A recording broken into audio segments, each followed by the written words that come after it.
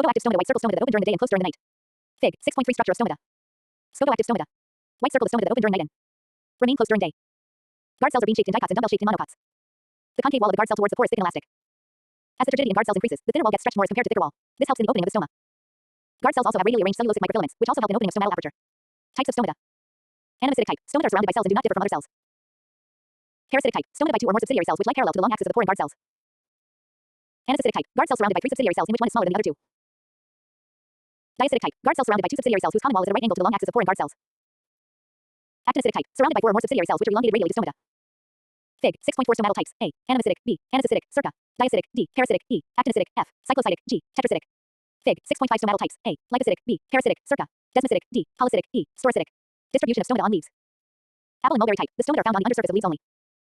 Potato type. When stomata are more on undersurface than the upper side, they represent the potato type. Oak type. Stomata are equally distributed on both surfaces. Water lily type. In such cases, stomata are found only on the upper surface.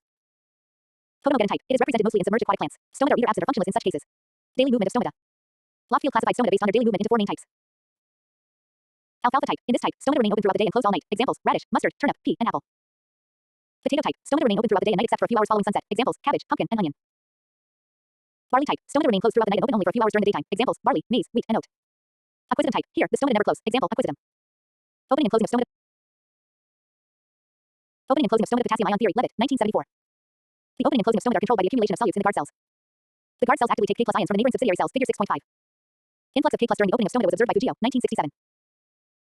As a result, the water potential in the guard cells decreases and water molecules move from higher water potential subsidiary cells to lower water potential guard cells. Due to endosmosis, passive guard cells swell, become turgid, and the stomata open. When stomata have to close, the ions are actively pumped out of guard cells.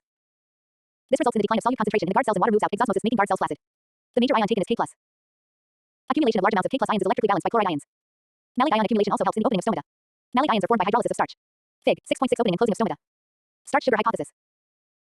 During the night as the stomata close, CO2 produced by respiration accumulates and reacts with water to form carbonic acid, which dissociates to give H plus and HCO3. Ions. Accumulation of H ions lowers the pH acidic, which favors the conversion of glucose into starch. This decreases the solute concentration and exosmosis takes place from guard cells resulting in closure of stomata. During the day, CO2 is consumed, which results in an increase in pH basic, which favors starch to sugar conversion. So, during the day, starch gets converted into sugar in the guard cells, which increases the solute concentration and results in endosmosis and opening of stomata. Factors affecting stomatal opening light. Stomata open in light and close in the dark.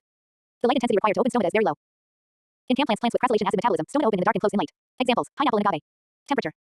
Stomata remain open at a range of moderate temperature. At low and above 30 degrees Celsius, there is a decline in the stomatal opening. Water availability. If less water is available to the plants, stomata tend to remain closed. If available water is less and transpiration is high, the plant undergoes water stress or water deficit or moisture deficit. CO2 concentration. With increased CO2 concentration in the leaf, stomata close. This may happen even in the presence of light. Diffusion pressure deficit (DPD).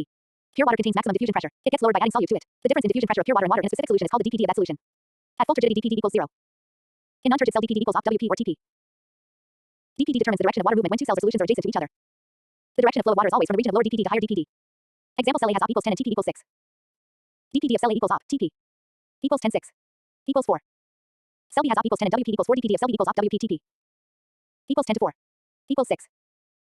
So, the movement of water will be from cell A to BIE, from lower DPD to higher DPD. Antitranspirants. These are the chemical substances which can minimize the rate of transpiration.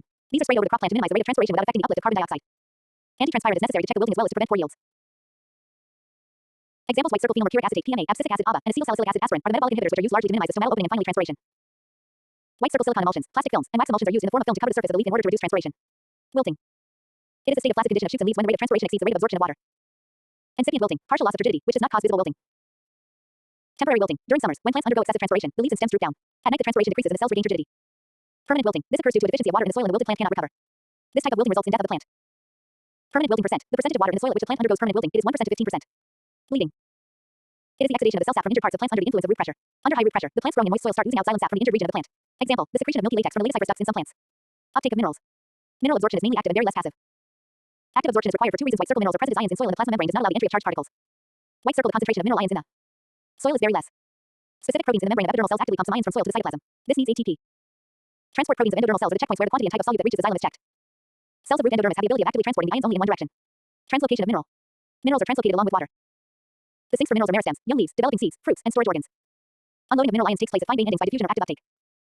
Elements like phosphorus, sulfur, nitrogen, and potassium are remobilized from older to younger part. Elements like calcium, which are the structural components, cannot be remobilized. Analysis of xylem exudates shows that most of the nitrogen is carried as organic compounds, amino acids, and very less as inorganic ions. Small amounts of P and S are carried as organic compounds. Translocation of food through phloem. Food sucrose is transported through the phloem from source, site of synthesis, to sink, site of storage or utilization. Normally leaf acts as a source and storage organ. Root in case of radish acts as a sink. Source and sink may change according to season. For example, during spring, when buds are growing, buds act as a sink. Root supply the food acts as source. As the source sink changed, the direction of movement of food in the phloem is bidirectional. Carbohydrate is synthesized as glucose and transported as sucrose.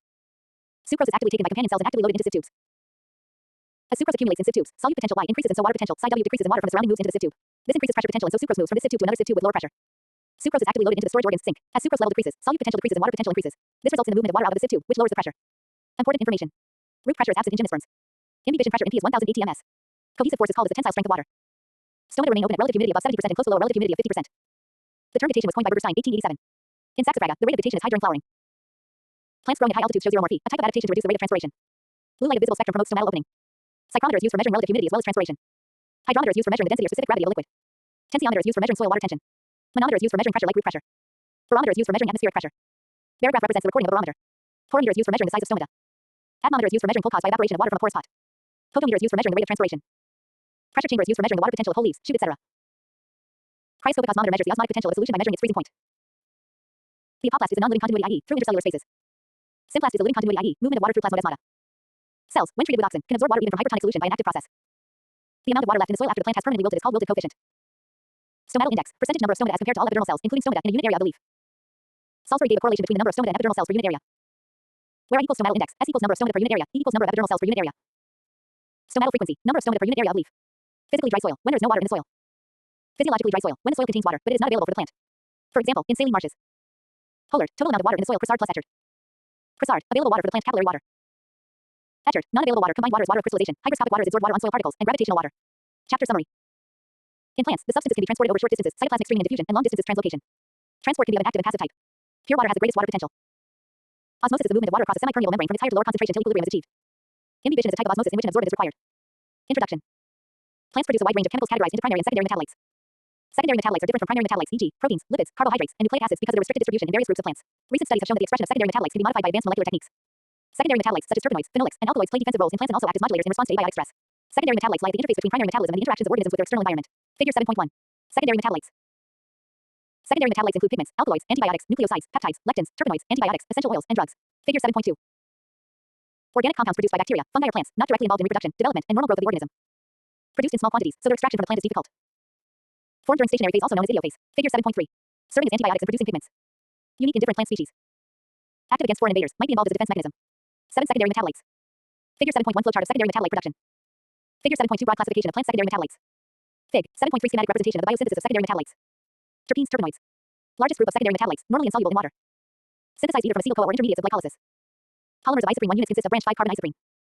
Often referred as isoprenoi compounds. Figure 7.4. Terpenoids are built from repetitive 5C structural motifs called prenyl groups. Grouped by the number of 5C units, have in their skeleton. Isoprene is also a principal reactant in the formation of ozone in the troposphere. 2 biosynthetic pathways. These are MVA, metalonic acid, and methyl phosphate pathway. Figure 7.5. MEP pathway is also known as non-methylate pathway or metalonic acid independent pathway. Terpenoids synthesized from acetyl-CoA and pyruvate. Fig. 7.4 isoprene, the building blocks of the terpenes. These compounds are transformed into isobutyl pyrophosphate (IPP) and dimethyl pyrophosphate by 2 intricate biosynthetic pathways DMAPP. These two molecules IPP and DMAPP are then utilized as the fundamental building blocks for all of the other terpene backbones through the synthesis of granular pyrophosphate GGP. These two molecules IPP and DMAPP are then utilized as the fundamental building blocks for all of the other terpene backbones through the synthesis of granular pyrophosphate GGPP. CH3.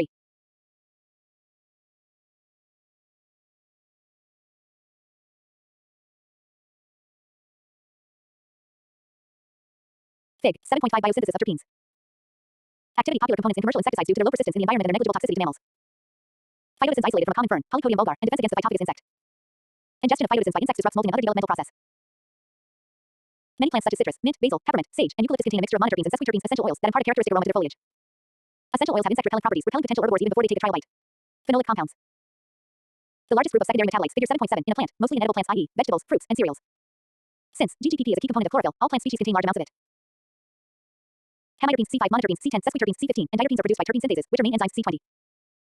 Volatile terpenes, which are the terpene synthesis only end products and do not undergo any further oxidation, dehydrogenation, acylation, or other processes. The oxidation of organic compounds, such as terpenes, is catalyzed by cytochrome P450. Physiological roles of terpene. Some functions in primary metabolism. Function is herbivore deterrence, can be produced in response to herbivore feeding to attract predatory insects and parasites of the feeding herbivore. Monoterpene esters, known as pyrethroids, occur in leaves and flowers of chrysanthemum species. Insecticidal several structurally different compounds have at least one aromatic hydroxyl substituted ring in common. Table 7.1.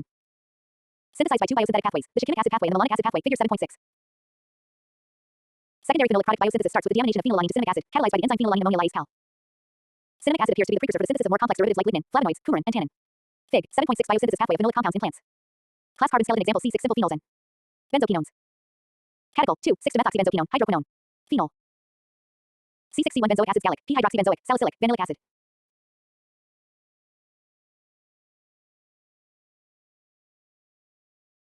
Highly branched polymer of 3-phenolics alcohol i.e. coniferol, coumaryl, and synapple. Found in the cell walls of tractor elements such as trachynes and besyl elements. Synthesized from phenylalanine via various cinnamic acid derivatives. Provide mechanical support, defensive role in plants and because of its chemical composition in digestible herbivores. Being bound to cellulose and protein, lignin further reduces its digestibility. Insoluble in water and most organic solvent. Linification restricts the growth of pathogens and is the most common response to infection or wounding. Flavonoids. Largest groups of plant phenolics with a 15C carbon skeleton, comprising 2 benzene rings linked by a 3C bridge are connected through a heterocyclic pyrrole ring structure, figure 7.8. They fall into 9 main subclasses, including flavonoids, flavonols, flavanones, flavanols or catechins, isoflavones, anthocyanidins and proanthocyanidins, and borones. Chalcones and flavonoids with an open C ring are referred to as flavonoids. Soluble in water and accumulate in cell vacuolar compartments. Anthocyanidins, only group of flavonoids that impart color to plants. All other flavonoids are colorless. Anthocyanin, a class of pigmented flavonoids responsible for red, pink, purple, and blue colors to fruits, vegetables, flowers, and grains, especially black soybean, which is an excellent source of anthocyanins. Biological roles of flavonoids. Regarding phytolexins, provide protection against herbivores and pathogens. Controlling the growth and development of plants. Flowers' many colors operate as visual cues to draw insects, birds, and other animals for pollination and seed dissemination. Provide a stress buffer. Anthocyanins serve a number of functions in plants. In addition to acting as pollination and seed dispersal attractants, they also protect plants from UV radiation and provide them antiviral and antibacterial properties. Figure 7.8 subclassification of flavonoids. Coumarins. The most basic aromatic chemical compounds are coumarin and 7-hydroxycoumarin umbelliferone, which are produced by the reactions of cinnamic acid and p-coumaric acid, respectively, with ring closure. Other coumarin derivatives are esculin 6, 7-dihydroxycoumarin, pernirin, 7-methoxycoumarin, and sorlin, figure 7.9. Fig. 7.9 A visualization of fluorescent coumarins produced by roots of A*Arabidopsis thaliana COL0 plants. B. Chemical structures of representative plant-derived simple coumarins and a coumarin iapin. Physiological roles of coumarins. Their role as antimicrobial agents, feeding deterrents, and germination inhibitors. The most prevalent coumarin in flowering plant species, scopolamine, is found in the seed coats and is thought to impede germination. Bergamot oil, which contains the volatile oil coumarin, is used to flavor pipe tobacco, tea, fragrances, fabric conditioner, and other items. Tannins. They are water-soluble and polymerization products of phenolic compounds, responsible for the brown coloration of oak leaves in the fall as well as discoloration of injured plant tissues. Tannins play a defensive role because of their toxic nature, normally due to the potential to bind proteins non-specifically. Tannins are general toxins that significantly reduce growth and affect the survival of many herbivores when ingested. Tannins act as feeding repellents to a great variety of animals. Frequently, immature fruits have very high tannin contents that are mainly concentrated in their outer cell layers, figure 7.9. Fig. 7.9 types of tannins and their basic structures. Nitrogenous compounds. Many plant secondary metabolites have nitrogen in their structure. Nitrogen-containing compounds include alkaloids and cyanogenic, glycosides, and glucosinolates.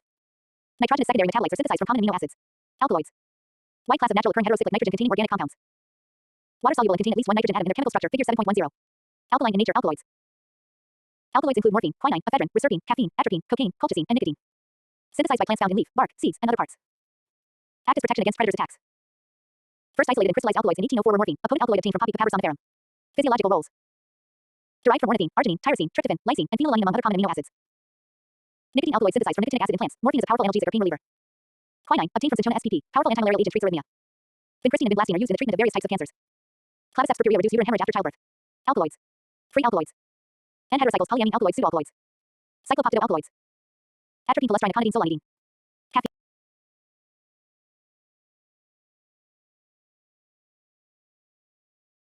Fig. 7.10 major alkaloid subgroups and chemical structures of some representatives. Glycosides. It is a glycoside compound that has carbohydrate moiety bound to another functional group by glycosidic bond. This group represents glycone, while the non-sugar group is aglycone or genin, a component of glycoside. Glycone and aglycone linkage, known as glycosidic linkage. Glycosides are classified into 3 groups, i.e. White circle cardiac glycosides are cardinalides, white circle cyanogenic glycosides. White circle saponins. Cardiac glycosides are cardinalides. Naturally occurring glycosides are found in plant species. Active glycosides of the leaves of Deepercurea, foxglove plant, are digitoxin, gitoxin, and betalin. The foxglove plant, which was originally used to treat dropsy and unwelcome buildup of water in the body cavities, is highly regarded as a treatment for congestive heart problems, arrhythmia, and irregular heartbeat to strengthen the heart muscles by increasing the rate of contraction, circulation, and related conditions. Cardinalides glycosides are the milkweeds that produce milky white, cardinalides rich latex. Extremely toxic to higher animals, act as a defense against predators. Cyanogenic glycosides. These glycosides are a toxic class of N-containing secondary metabolites, Fig 7.11. When tissue is damaged, then these glycosides break down and will release HCN. They are an aglycone with a cyanide group attached. Found in the seeds and wilted leaves of various plant species of the Rosaceae family such as peaches, apples, apricots, cherries, plums, and crab apples. Made by converting amino acids to oxines, which are subsequently glycosylated. In sorghum bicolor, durin is found, which is a major secondary metabolite derived from tyrosine. Cyanogenic glycosides example is amygdalin derived from bitter almond and other members of Rosaceae, which undergoes 2-step hydrolysis leading to the release of hydrocyanic acid HCN. The specific fungal pathogen can attack plants while cyanogenic glycosides are produced with formaldehyde hydrolase activity and cyanide resistance. Cyanide inhibits cytochrome C oxidase in the mitochondria and that will block ETS electron transport chain. Fig. 7.11 Cyanogenic glycosides have the following chemical makeup. A. The cyanogenic glycosides general structure, where R is a variable chromatin, which is present in cherry and peach C amygdalin, which can be discovered in the apple, apricot, peach, almond, cherry, and plum kernels. D. The sorghum compound durin, linomarin, which is present in flax seeds, lima beans, and cassava. Saponins. These are chemical molecules with phoning characteristics derived from the soapwort plant Saponaria spp. Saponins are made up of polycyclic aglycones bonded to one or more side chains of carbohydrates. Lipid and water soluble and with a bitter taste. Glycyrrhizin saponin, which is found in licorice, Glycyrrhiza glabra, has an expectorant, corticosteroid, and anti-inflammation activities. It is occasionally employed as a sweetener and flavoring addition in foods and cigarettes, antivedants. Saponins are phytonutrients that can be found in a variety of foods, including vegetables, beans, peas, and soybeans. Some saponins found in foods like oats and spinach, for example, may improve nutrient. Popular in cosmetic formulations such as shampoos, facial cleansers, and cosmetic creams because of their detergent property. 2 primary glycosides, stevia and riboside, are utilized as a natural sweetener in place of normal sugar in many countries. Chapter summary. Secondary metabolites such as terpenoids, phenolics, and alkaloids play a defensive role in plants and also act as modulators in response to abiotic stress. Secondary metabolites lie at the interface between primary metabolism and the interactions of organisms with their external environment. Secondary metabolites are organic compounds produced by bacteria, fungi, or plants, not directly involved in reproduction, development, and normal growth of organisms, in small quantities, so their extraction from the plant is difficult during the stationary phase, also known as idiophase. Broadly classified into terpenes, nitrogenous compounds, alkaloids, flavonoids, and glycosides, etc. Plant stress is a condition in which plant demands are increased due to poor growing conditions. If the amount of stress is too much for the plant, it may cause irreversible damage, shortages in growth, low agricultural yields, or even death. Abiotic factors and biotic factors are the two basic categories into which plant stress factors fall. The biotic factors are the other species that share the environment with the plants and interact with them, whereas the abiotic factors are the various environmental elements such as light, water, and temperature that affect plant growth. Definition. Stress is defined as any environmental condition that prevents the plant from achieving its full genetic potential. OR. Stress is usually defined as an external factor that exerts a disadvantageous influence on the plant. Stress triggers a wide range of plant responses, such as altered gene expression, cellular metabolism changes in growth rates and crop yields. Stress may be broadly categorized into two groups. Figure 8.1. Biotic stress imposed by other organisms. Abiotic stress, the negative impact of non-living factors on a living organism in a specific environment or arising from an excess or deficit in the physical or chemical environment. Water deficit, heat stress and heat shock, chilling and freezing, salinity, and oxygen deficiency are major stress factors restricting plant growth. Figure 8.2. Fake stress physiology. Figure 8.1 stress factors in plants. Fig. 8.2 abiotic stress types. Water stress, drought resistance. Fig. 8.3. The ability to maintain tissue hydration and function while dehydrated is the C4 and CAM plants' modes of photosynthesis allow them to exploit more arid environments. A plant that is capable of acquiring more water or that has higher water use efficiency will resist drought better. Water deficit can be defined as any water content of a tissue or cell that is below the highest water content exhibited at the most hydrated state. Fig. 8.3 causes of water stress and the responses shown by plants. Fig. 8.4 mechanism of plant reactions to drought resistance. Stress involving water deficit. Water-related stresses can influence plants if the environment contains inadequate water to meet basic needs. Figure 8.4. Environmental conditions that can lead to water deficit are drought, hypersaline conditions, low temperatures, and temporary loss of turgor at midday. Water deficit stimulates leaf abscission. After all the leaves have matured, the total leaf area of the plant, which is calculated as number of leaves x surface area of each leaf, does not remain constant. If plants experience water stress after a sizable leaf area has grown, many drought deciduous desert plants drop all of their leaves during a drought and sprout new ones following rain, at which point the leaf will eventually senesce and fall off. Adaptive response to water deficit. Decreased leaf area. Water deficit improves water extension into deeper, moist soil. It increases resistance to liquid phase water flow. It also increases wax deposition on the leaf surface. It alters energy dissipation from leaves. Osmotic stress induces the CAM cycle in some plants. Stress responsive genes are regulated by OV-dependent and OVA-independent processes. Fig. 8.5. Fig. 8.5 stress responsive genes and their regulation by OV-dependent and OVA-independent processes. Osmotic adjustment of cells helps maintain plant water balance. Plants continue absorbing water only if their water potential, psi W, is lower or more negative than that of the soil water. Osmotic adjustment, a method that allows water potential to be lowered without also lowering turgor or cell volume. Psi W equals psi S plus psi P. Changes in solute potential, psi S, the osmotic component of water, psi W, are what cause a change in the cell's water potential. Osmotic adjustment is defined as a net rise in solute content per cell that is unrelated to changes in cell volume brought on by the loss of water. Compatible solutes, osmolytes. Mostly neutrally charged at physiological pH, even non-ionic or zwitterionic and are excluded from hydration shells of macromolecules. Compatible solutes proline, glycine butane, beta-alanine butane, choline sulfate, mannitol, and phenol contribute to osmotic adjustments. Salt accumulation in soils impairs plant function and soil structure. High concentration of NAL plus IE, sodicity and high concentration of total salts IE. Salinity can not only injure plants directly but also degrade the soil structure and also decreases the porosity and permeability of water. Salt injury involves both osmotic effects and specific ion effects. Low osmotic potential is generated by dissolved solutes in the rooting zone, lowers the soil water potential. So, a downward gradient of water occurs to maintain water potentials between the soil and the leaves. Heat stress and heat shock.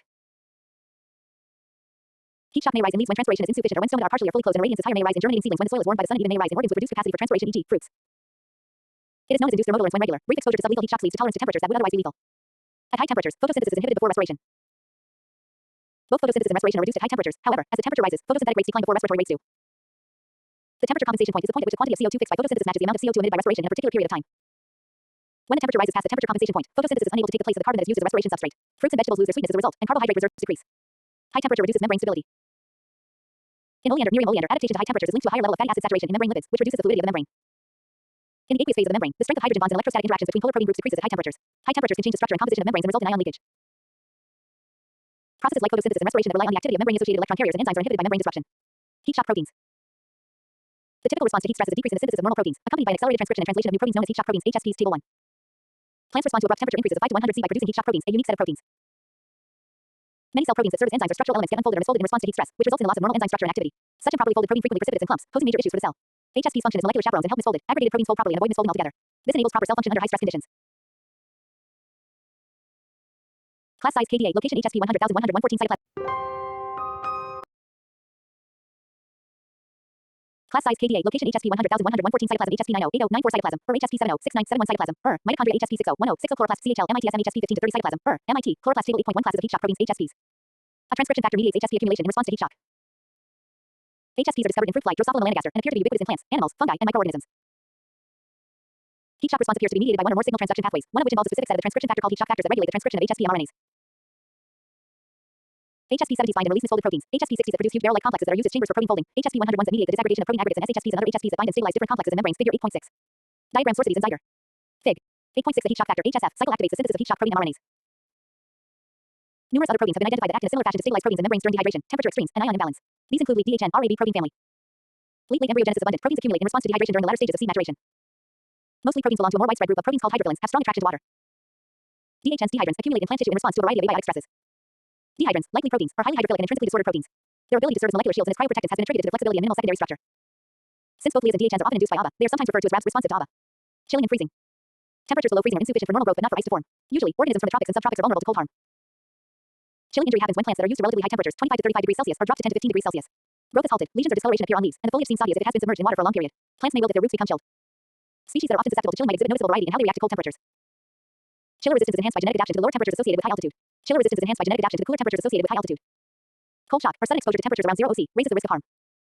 On the other side, freezing injury happens when the temperature is below the freezing point of water. As with chilling, full induction of tolerance to freezing necessitates a period of acclimatization at low temperatures. Membrane properties change in response to chilling injury. Inflicted by cooling, plants' leaves exhibit decreased respiration rates, delayed glucose translocation, decreased photosynthesis, decreased protein synthesis, and increased protein breakdown. Loss of solutes to the water is a sign of damage to the tonoplast and possibly the plasma membrane. In turn, a decrease in photosynthesis and respiration is a sign of damage to the mitochondrial and chloroplast membranes. The activities of the integral membrane proteins, including its H+ acases, carriers, and channel-forming proteins that control the transport of ions and other solutes as well as the transport of enzymes necessary for metabolism are significantly influenced by the physical characteristics of the lipids. In addition, chilling-sensitive leaves subjected to high photon fluxes and chilling temperatures are photoinhibited, producing acute damage to the photosynthetic apparatus. As the membranes become less fluid, their protein constituents are unable to function normally. When plants become acclimated to chilling temperatures, the activity of desaturase enzymes increases and the fraction of unsaturated lipids grow. This adjustment lowers the temperature at which the membrane lipids start a progressive phase shift from fluid to semicrystalline and enables membranes to remain fluid at lower temperatures. During freezing stress, extracellular ice crystal formation causes cell hydration. Plants subjected to freezing temperatures must contend with the formation of ice crystals, either extracellularly or intracellularly. Intracellular ice crystal formation nearly always proves lethal to the cell. However, the water in the apoplast is relatively dilute and therefore has a higher freezing point than that of a more concentrated symplast. As a result, ice crystals tend to form in the apoplast and in the xylem tracheids and vessels, along which ice can quickly propagate. The formation of ice crystals lowers the apoplastic water potential, psi, which becomes more negative than that of the symplast. Unfrozen water within the cell moves down this gradient out of the cell toward the ice crystals in the intracellular spaces. As water leaves the cell, the plasma membrane contracts and pulls away from the cell wall. During this process, the plasma membrane, rigidified by the low temperature, may become damaged. More water flows down the gradient toward the frozen water as the temperature drops. Limitation of ice formation contributes to freezing tolerance. Several specific plant proteins may inhibit the development of ice crystals via an uncollated process, i.e., a result that is independent of solutes' ability to reduce the freezing point of water. Cold temperatures trigger the production of these antifreeze proteins, which bind to the surfaces of ice crystals to stop or inhibit crystal development. Soluble sugars build up in the cell walls of winter cereals during cold acclimation, which may help limit the development of ice. From the leaves of cabbage that have been exposed to cold, a cryoprotective glycoprotein has been found, Brassica oleracea. The protein shields non-acclimatized spinach, Spinacia oleracea, thylakoids from damage from freezing and thawing in vitro. ABA and protein synthesis are involved in acclimation to freezing. As a result of changes in gene expression, multiple different proteins accumulate during acclimatization to cold, which is important for the development of freezing tolerance. The RAB lead DHN protein family responsive to ABA, late embryo abundant, and dehydrant, respectively, and several of the proteins that are activated by low temperature share similarity according to the isolation of the genes for these proteins. ABA seems to contribute to the development of cold tolerance. Winter wheat, rye, spinach, and Arabidopsis thaliana are all cold-tolerant plants, and their freezing tolerance also rises as they become toughened by water shortages. A modest water deficit or low temperatures, either of which boosts endogenous ABA concentrations in leaves, both of which increase this tolerance to freezing. Numerous genes are induced during cold acclimation. While, housekeeping, protein synthesis is not significantly downregulated during cold episodes, proteins produced in the absence of stress, it is essentially shut off during heat stress.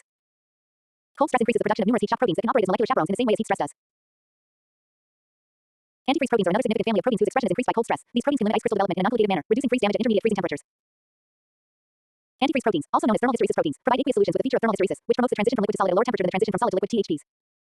Cold stress also causes an upregulation of a different set of proteins linked to osmotic stress. These proteins include the LEAF proteins, proteins for membrane stabilization, and proteins involved in the manufacture of osmolytes. It was discovered that all antifreeze proteins belong to a class of proteins called endokinases and endoglucanases, which are triggered during infection by various pathogens when the specific genes encoding for these proteins were cloned and sequenced. Pathogenesis-related PR proteins are a class of proteins that are hypothesized to protect plants against pathogens. Salinity stress. Due to the increased use of subpar water for irrigation and soil salinization, salinity is a significant abiotic factor that restricts plant development and productivity in many parts of the world. Complex physiological features, metabolic processes, and molecular or gene networks are required for plant adaptation or resistance to salinity stress. Pure water as vapor is removed from the soil via evaporation and transpiration, which concentrates solutes there. When there is no way to flush accumulated salts into a drainage system and irrigation water has a high solute content, salt concentrations can rise quickly to levels that are harmful to salt-sensitive species. Because high salt concentrations in the soil and plants cause osmotic stress during the early stages of salinity stress, which is also known as hyperosmotic stress, the ability of root systems to absorb water declines and water loss from leaves is increased. So does and high concentrations of total salts, referred to as salinity. In some regions, in addition to NaCl, Ca2+, Mg2+, and so fortitude can also significantly contribute to saltiness. In addition to directly harming plants, sodic soils high NaCl concentration can deteriorate the soil structure, reducing porosity and water permeability. Salinity depresses growth and photosynthesis in sensitive species. In general, two kinds of plants can be distinguished depending on how they react to salt concentrations that are high. Saline soils are home to halophytes, which complete their life cycles there. Diagram source: Tees and Zeiger. Figure 8.7. The growth of different species subjected to salinity relative to that of unsalinized controls. Salt accumulation in soils impairs plant function and soil structure. While studying the effects of salts in the soil, we distinguish between high concentrations of NaCl+, referred to as non-halophytes, often known as glycophytes literally, sweet plants, are less able to withstand salts than halophytes. Usually, glycophytes exhibit symptoms of growth inhibition, leaf browning, and loss of dry weight over a certain salt concentration. Salt injury involves both osmotic effects and specific ion effects. The rooting zones dissolve solutes produce a low, more negative osmotic potential that reduces the soil's water potential. A finite amount of water that the plant can extract from the soil profile during soil desiccation results in ever declining water potentials. In the majority of saline situations, there is a substantial, almost infinite supply of water with a steady, low water potential. The majority of plants can osmotically adapt to growing in salty soils. Reduced water potential is produced while preventing turgor loss, which would limit cell growth. Specific ion toxicity effects also arise when harmful quantities of ions, particularly Na+, Cl, or SO4 build in cells, in addition to the plant reactions to low water potential. Higher plant cells have cytosols that are 100 to 200 K+ and 1 to 10 Na+ under non-saline circumstances, which is an ionic milieu where many enzymes perform best. At high concentrations, Na+ can displace Ca2+ from cotton root hair plasma membranes, causing a change in plasma membrane permeability that can be seen as leakage of K+ from the cells. An abnormally high ratio of Na+ to K+ and high concentrations of total salts inactivate enzymes and inhibit protein synthesis. When excessive quantities of Na+ and or Cl accumulate in chloroplast, photosynthesis is hampered. Plants use different strategies to avoid salt injury. Salinity stress is the accumulation of NAD+ and Cl- ions in tissues of plants exposed to soils with high NAD+ concentrations. Entry of both NAD+ and Cl- into the cells causes severe ion imbalance, and excess uptake might cause significant physiological disorders. High NAD+ concentration inhibits the uptake of K+ ions, which is an essential element for growth and development that results in lower productivity and may even lead to death. Plants attenuate salt injury by excluding salt from meristems, particularly in shoot leaves which are actively expanding and photosynthesizing. In salt-sensitive plants, resistance to moderate levels of salinity in soil depends on the ability of roots to prevent harmful ions from reaching the shoots. The Casparian strip creates a restriction to the movement of ions into the xylem. So, to bypass the strips, ions need to move from the apoplast to the symplastic pathway. This offers salt-resistant plants a mechanism to exclude harmful ions. NAD+ ions enter roots passively by moving down an electrochemical potential gradient, so root cells must use energy to extrude NAD+ actively back to the outside solution. Opposite this, Cl is excluded by negative electric potential across the cell membrane. Movement of NAD+ into leaves is further minimized by absorption of NAD+ from the transpiration stream during its movement from roots to shoots and leaves. Oxygen deficiency. Oxygen deficiency in the rooting zone occurs with poor drainage after rain or irrigation, causing depressed growth and yield of dry land species, in contrast with native wetland vegetation that tolerates such conditions. Plants under natural or experimental conditions can be subject to a range of O2 concentrations from normal normoxia through deficient hypoxia to total absence anoxia. Hypoxia occurs when the oxygen level limits aerobic respiration, usually between 1% and 5%, while anoxia takes place when oxygen is absent in the environment. Flooding-sensitive plants are severely damaged by 24 hours of anoxia. Other plants, particularly species not adapted to grow in continually wet conditions, and many crop plants are affected by flooding in a milder way, considered flooding-tolerant plants. Anaerobic microorganisms are active in water-saturated soils. When soil is completely depleted of molecular O2, the function of soil microbes becomes significant for plant life and growth. Anaerobes derive their energy from reduction of nitrite to nitrite or nitrous oxide and molecular nitrogen. These gases are lost to the atmosphere in a process called denitrification. As conditions become more reducing, anaerobes reduce Fe3+ to Fe2+ because of its greater solubility. Fe2+ can raise to toxic concentrations when some soils are anaerobic for many weeks. It's possible for other anaerobes to convert the respiratory toxin hydrogen sulfide (H2S) from the sulfate SO42. Acetic acid and butyric acid are two bacterial metabolites that are released into the soil water when anaerobes have an abundant supply of organic substrate. These acids, together with reduced sulfur compounds, are responsible for the foul smell of wet soil. When present in high concentrations, each of these compounds produced by bacteria in anaerobic environments is poisonous to plants. Damaged O2 deficient roots injure shoots. A drop in leaf water potential and wilting are frequently caused by the reduced water permeability of roots, albeit this decrease is only transitory if the stomata close, stopping additional water loss through transpiration. Lack of oxygen in the roots, along with a lack of water or high salt content, can promote the creation of ABA and the transfer of ABA to the leaves. However, the older, lower leaves increased synthesis of ABA is primarily responsible for the stomatal closure under these circumstances. These wilting leaves transmit their ABA to the younger, turgid leaves, which causes stomatal closure. Most plant tissues cannot tolerate anaerobic conditions. The majority of higher plant tissues cannot endure extended anaerobic conditions. Root tips of maize, for example, stay viable for only 20 to 24 hours if they are suddenly deprived of O2. Highly reactive oxygen species are produced during aerobic metabolism, and they are often detoxified by cellular defense systems that involve superoxide dismutase (SOD). Superoxide radicals are changed by this enzyme into hydrogen peroxide, which is then changed into water by peroxidase. SOD may be able to handle the increase in O2 that happens when the leaves emerge into the air from water or mud in the tolerant species, which could help them resist postanoxic stress. Acclimation to O2 deficit involves synthesis of anaerobic stress proteins. These glycolytic and fermentation pathway enzymes have been identified as the majority of these anaerobic stress proteins. An increase in intracellular Ca2+ is one of the first processes to happen after reduction of O2. Evidence suggests that the anoxia signal is transduced via this calcium signal. ATH and sucrose synthase mRNA levels rise in cultured maize cells within minutes of the commencement of anoxia as a result of a rise in the cytosolic Ca2+ concentration acting as a signal. Chemicals that prevent an increase in intracellular Ca2+ concentration also prevent anoxia from inducing the expression of the genes for ATH and sucrose synthase and significantly increase the susceptibility of maize seedlings to anoxia. Changes in the rate of transcription of the anaerobic stress genes cause their mRNA to accumulate. Biotic stress. Biotic stress in plants occurs due to biological factors, i.e., insects and disease, and plant responds due to these conditions with alternation in the chemical and physical characteristics of cell walls and synthesis of secondary metabolites. These responses, which are collectively known as hypersensitive reactions, isolate potentially pathogenic organisms, also stop their development, spread across the plant. Hypersensitive reactions include white circle stimulation of defense-related genes and also the formation of their products, pathogenesis-related PR proteins, figure 8.8. White circle induction of genes that code for enzymes responsible for the synthesis of antimicrobial compounds such as phytolexins and isoflavonoids that limit the growth of pathogens. White circle alterations in cell wall composition are accompanied by its enhanced strength due to the accumulation of lignin, callose, and suberin in cell walls alongside hydroxyproline-rich lipoproteins. White circle-invaded cells trigger programmed cell death (PCD), which leads to the formation of necrotic spots at the site of infection. Fig. 8.8 Biotic stress and plant responses. Arbuscular mycorrhizal associations and nitrogen-fixing symbionts include closely related signaling mechanisms. In leguminous plants, Symark and many other genes are responsible both for legume modulation and for arbuscular mycorrhizal formation. Key symbiotic signals, not factors, which are produced by rhizobia. The arbuscular mycorrhizal fungus releases leukocyte and oligosaccharides called MYC factors, stimulate the formation of mycorrhiza in several plants. Rhizobia can increase nutrient availability, stimulate root branching, and protect against pathogens. Fig. 8.9. Plant growth promoting rhizobacteria (PGPR) provides several beneficial services to growing plants. PGPR microbes can provide cross protection against pathogenic organisms by activation of a reduced systemic resistance pathway and also control the buildup of harmful soil organisms. Fig. 8.9 Protection of plants with PGPR. Pathogen invasion response or plant defenses against pathogens. Table 8.1. Plant pathogens penetrate through cell walls by secreting lytic enzymes, as well as through stomata, hydatodes, lenticels, and wound sites caused by insect herbivores. Phloem feeders. All plants have pattern recognition receptors (PRRs) or microbe-associated molecular patterns (MAMPs). Pathogen infection can produce molecular warning signals that are recognized by cell surface pattern recognition receptors. In response to infection, many plants produce phytolexins, secondary metabolites with strong antimicrobial activity. A plant that survives local pathogen infection often develops increased resistance to subsequent attack, a phenomenon called systemic acquired resistance (SAR). Interactions with non-pathogenic bacteria can stimulate induced systemic resistance (ISR). Hypersensitive response (HR) within an hour and inhibit infection to other areas by PCD of infected tissue. Table 1. Table 8.1 Responses to pathogen invasion or plant defenses against pathogens. Fig. 8 Saudi reals and 10 halal signaling during the response to pathogens. White circle systemic acquired resistance. White circle induced systemic resistance mechanism of SARC systemic acquired resistance. Viral infection of tobacco induced accumulation of a distinct set of proteins. Pathogenesis-related proteins. PR proteins. Figure 8.11. 19 families induced in uninfected inoculated plant leaves, known as SAR genes, have a direct antimicrobial activity or related to antimicrobial proteins classes. SAR signaling during the response to pathogens. The resistance that developed in the distal, untreated portion of pathogen inoculated plants is termed systemic acquired resistance. Induced resistance, an increased expression of natural defense mechanisms of plants against different pathogens provoked by external factors. Forms of induced resistance. White circle localized acquired resistance. Morphological and biochemical changes of SAR-protected plants have a faster linification response, corresponding with an increase in peroxidase activity. Other changes like increased glucose, fructose concentration in systemic tissue, induction of lipoxygenase, phytolexins, and hydroxyproline-rich lipoprotein. Salicylic acid is not a translocated signal responsible for ISAR but is required in signal transduction.